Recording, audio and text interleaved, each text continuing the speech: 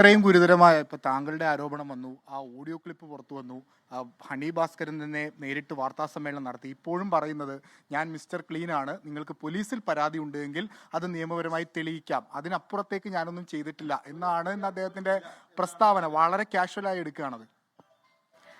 അത് പറഞ്ഞിട്ട് കാര്യമില്ല. എന്തായാലും അത് അതിനെക്കുറിച്ച് ഞാൻ വിശദമായിട്ട് ഇപ്പോൾ പറയുന്നില്ല. എന്തായാലും ഞാൻ പറഞ്ഞു, അതായത് സ്ത്രീകൾക്ക് വേണ്ടിയിട്ടുള്ള ഒരു പോരാട്ടമാണ് നടന്നിരിക്കുന്നത്, അതാണ് ഞാൻ ചെയ്തിട്ടുള്ളത്. അതെൻ്റെ ഒരു ദൗത്യമായിട്ട് എനിക്ക് തോന്നി, ആ ദൗത്യമായി മുന്നോട്ട് പോയി. പ്രതിപക്ഷ നേതാവ് വ്യക്തിപരമായിട്ട് ഒരു വ്യക്തിയെയും എടുത്തു പറയാൻ ഞാൻ ഇപ്പോഴും ഉദ്ദേശിക്കുന്നില്ല.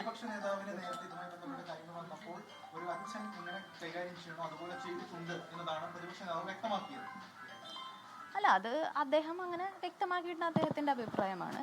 ഞാനത് ഒരു രീതിയിൽ അതിനെക്കുറിച്ച് ഞാൻ സംസാരിച്ചിട്ടില്ലല്ലോ. മറ്റൊരു പ്രധാനപ്പെട്ട ആരോപണം, ഈ സർക്കാരിനെതിരെ പല വിഷയങ്ങളും പല വിവാദങ്ങളും ഒക്കെ വരുമ്പോൾ അതിനെ മറികടക്കാൻ വേണ്ടി ആസൂത്രിതമായി വരുന്നതാണ് എന്നതാണ്. താങ്കളാണ് സ്വാഭാവികമായി ഇപ്പോൾ ഈ പരാതി ഇപ്പോൾ വീണ്ടും ഒരു ചർച്ചയാവാൻ കാരണം.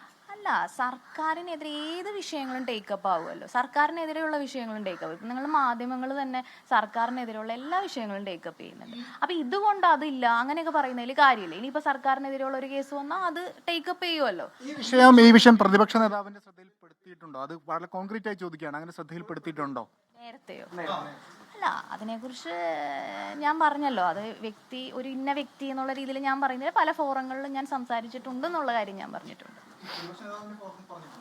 അല്ല, അതിനെക്കുറിച്ച് ഞാൻ പറഞ്ഞല്ലോ, സംസാരിച്ചിട്ടുണ്ട്, പല ഫോറങ്ങളിലും സംസാരിച്ചിട്ടുണ്ട്. ഇന്ന വ്യക്തി എന്നുള്ള രീതിയിൽ ഞാൻ അത് എടുത്തു പറയാൻ ആഗ്രഹിക്കുന്നില്ല. ഈ രാഹുൽ ഈ ആരോപണങ്ങളെല്ലാം തന്നെ നിഷേധിക്കുകയാണ് ചെയ്യുന്നത്. അപ്പൊ ഈ ആരോപണങ്ങൾ ഉന്നയിച്ചവർ അല്ലെങ്കിൽ പരാതി അല്ലെങ്കിൽ ഇത്തരത്തിലൊരു അനുഭവം നേരിട്ടവർ പറയുമ്പോൾ അവരുടെ ഒരു ക്രെഡിബിലിറ്റി അല്ലേ ബാധിക്കുന്നത്? അല്ലെങ്കിൽ മറ്റു നേതാക്കന്മാരിലേക്ക് പോകുന്നു, അല്ലെങ്കിൽ ഈ പറഞ്ഞവരെല്ലാം അവിടെ ഒന്നും ഇല്ലാതെ പോകുന്നൊരവസ്ഥയിലേക്ക്. ഞാൻ ഒരു കാര്യം പറയാം, ഞാൻ ഒരാളെയും വ്യക്തിപരമായിട്ട് പേരെടുത്ത് പറഞ്ഞ് അധിക്ഷേപിക്കാനോ ഒരു പാർട്ടിക്കെതിരെ പറയാനോ ഞാൻ ഉദ്ദേശിച്ചിട്ടില്ല. അങ്ങനെ ഞാൻ പറയില്ല. കാരണം ഒരു പോരാട്ടമാണ്, ആ പോരാട്ടത്തിലേക്കാണ് പോകുന്നതെന്ന് മാത്രമേ ഞാൻ പറയുന്നുള്ളൂ. അത് പിന്നെ ആലോചിച്ച് തീരുമാനിക്കേണ്ട ഒരു കാര്യമാണെന്ന് ഞാൻ പറഞ്ഞു. ഒരു കാര്യം, അതായത് ഇപ്പോ ഈ വാർത്താ സമ്മേളനം കേട്ടിരുന്നല്ലോ രാഹുലിനെ, അതിൽ അദ്ദേഹം പറയുന്ന കാര്യങ്ങളുണ്ട്. അതിൽ ഏറ്റവും ഒടുവിൽ പറയുന്നത് രാജിവെക്കാനുള്ള കാരണം അത് തന്നെ ന്യായീകരിച്ച് കോൺഗ്രസ് പ്രവർത്തകർ സമയം കളയരുത് എന്നതുകൊണ്ട് മാത്രമാണ് എന്ന തരത്തിൽ ആണ് പറയുന്നത്. അതിനെ എങ്ങനെയാണ് കാണുന്നത്? അപ്പോൾ ഒരു വീഴ്ച രാഹുലിന് സംഭവിച്ചിട്ടുണ്ട് എന്ന് രാഹുൽ സമ്മതിക്കുന്നില്ല, അല്ലെങ്കിൽ രാഹുൽ മിസ്റ്റർ ക്ലീൻ എന്ന ഇമേജ് ഇപ്പോഴും പിടിച്ചു വെക്കാം. അതങ്ങനെ പറയാനല്ലേ സാധിക്കുള്ളൂ. വ്യക്തമായിട്ട് അറിയാലോ എന്ത് ആറ്റിറ്റ്യൂഡാണെന്നുള്ളത്. ഹൂ കെയേഴ്സ് എന്നുള്ളൊരു ആറ്റിറ്റ്യൂഡാണെന്നുള്ളത് വ്യക്തമായിട്ട് അറിയാലോ. രാജിയിലും ഈ ഹൂ കെയേഴ്സ് എന്ന ആറ്റിറ്റ്യൂഡാണോ? അതേക്കുറിച്ച് ഞാൻ പറഞ്ഞല്ലോ, ഒരു വ്യക്തി എന്നുള്ള രീതിയിൽ ഞാനിപ്പോൾ സംസാരിക്കാൻ ആഗ്രഹിക്കുന്നില്ല. ഒരു പേരെടുത്ത് പറഞ്ഞ് സംസാരിക്കാൻ ആഗ്രഹിക്കുന്നില്ല.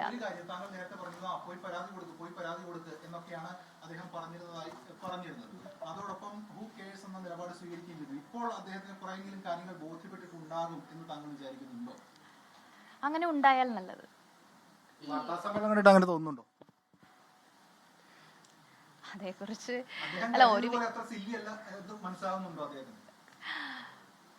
എനിക്കറിയില്ല. അതിനെക്കുറിച്ച് ഞാൻ പറഞ്ഞല്ലോ, ഇന്ന വ്യക്തി എന്നുള്ള രീതിയിലേക്ക് ഞാൻ അത് ടേക്കപ്പ് ചെയ്യാൻ ഉദ്ദേശിക്കുന്നില്ല. അത് മനസ്സിലാക്കുന്നുണ്ടെങ്കിൽ മനസ്സിലാക്കട്ടെ എന്ന് മാത്രമേ ഉള്ളൂ. ഇനി രാഷ്ട്രീയമായ സംരക്ഷണം ഈ പറയുന്ന ആരോപണ വിധേയർക്ക് ലഭിക്കും എന്ന് ആശങ്കപ്പെടുന്നു. എനിക്കങ്ങനെ ആശങ്കകളില്ല, ഒരു വിധത്തിലുള്ള ആശങ്കകളും ഇല്ല. എൻ്റെ ഭാഗം ശരിയാണെങ്കിൽ ആ ശരിയിലേക്ക് തന്നെ എത്തിച്ചേരുമെന്ന് ഞാൻ ഉറച്ചു വിശ്വസിക്കുകയാണ്. ഈ ആരോപണ വിധേയൻ പറയുന്നത് ഈ യുവനടിയുമായി ഇപ്പോഴും ഒരു സൗഹൃദം കാത്തു സൂക്ഷിക്കുന്നുണ്ട്, രണ്ടുപേരും സംസാരിക്കുന്നത് അത്ര വലിയ തെറ്റായിട്ടൊന്നും എടുക്കേണ്ട കാര്യം. വളരെ റീസെന്റ് വരെ കോണ്ടാക്ട് ഉണ്ടായിരുന്നു എന്നാണ് പറയുന്നത്. പക്ഷെ താങ്കൾ പറഞ്ഞത് ബ്ലോക്ക് ചെയ്തിരുന്നു എന്നൊക്കെയാണ്. അല്ല, സമൂഹ മാധ്യമങ്ങളിൽ വളരെയധികം കാര്യങ്ങൾ വന്നപ്പോഴാണ് ഞാൻ കുറച്ച് വ്യക്തമായിട്ട് ഇത് മനസ്സിലാക്കുന്നത്. അതിനുശേഷം പൂർണ്ണമായിട്ടും ബ്ലോക്ക് ചെയ്തിട്ടുണ്ട്.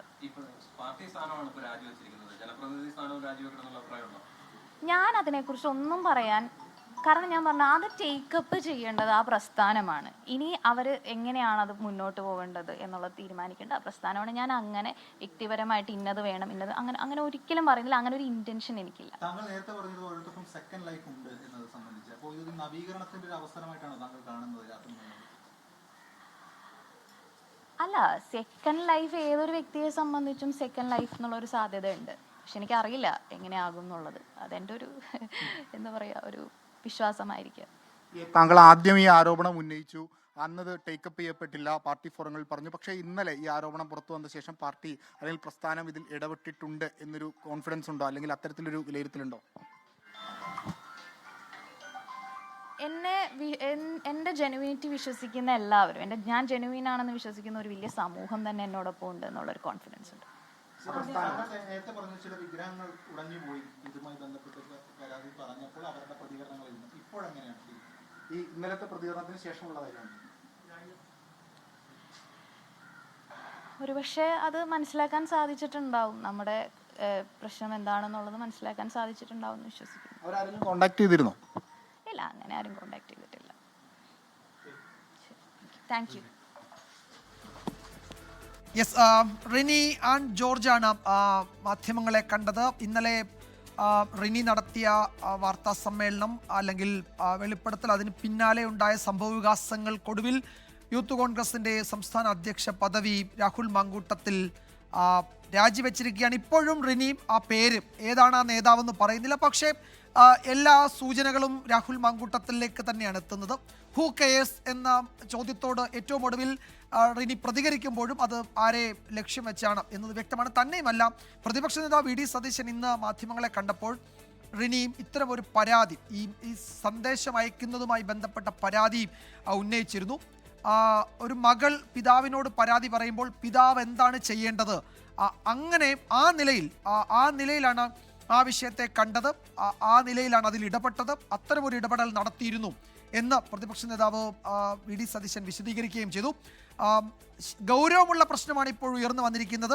അതേ ഗൗരവത്തിലുള്ള നടപടി ഉണ്ടാകും, ശക്തമായ നടപടി ഉണ്ടാകും എന്ന് പ്രതിപക്ഷ നേതാവ് പറയുകയും ചെയ്തു. പക്ഷേ അപ്പോഴും രാഹുൽ മാങ്കൂട്ടത്തിൽ പറയുന്നത് ഏതെങ്കിലും ഒരു നേതാവ് തന്നോട് എന്തെങ്കിലും ഒന്ന് ആവശ്യപ്പെട്ടിട്ടില്ല, രാജിവെക്കാൻ ആവശ്യപ്പെട്ടിട്ടില്ല, ഇതിനെപ്പറ്റി അന്വേഷിച്ചിട്ടില്ല, ഹൈക്കമാൻഡ് രാജി ആവശ്യപ്പെട്ടിട്ടില്ല, പക്ഷേ സ്വമേധയാ പദവി ഒഴിയുന്നു എന്നാണ് പറയുന്നത്. പ്രവർത്തകർ സർക്കാരിനെതിരെ സമരം നടത്തേണ്ട സമയത്ത് തന്നെ പ്രതിരോധിക്കാൻ സമൂഹ മാധ്യമങ്ങളിലൊന്നും സമയം കളയണ്ട എന്നതാണ് അതിന് രാഹുൽ മാങ്കൂട്ടത്തിലിൻ്റെ ന്യായീകരണം എന്നതാണ് ഏറ്റവും വിചിത്രം.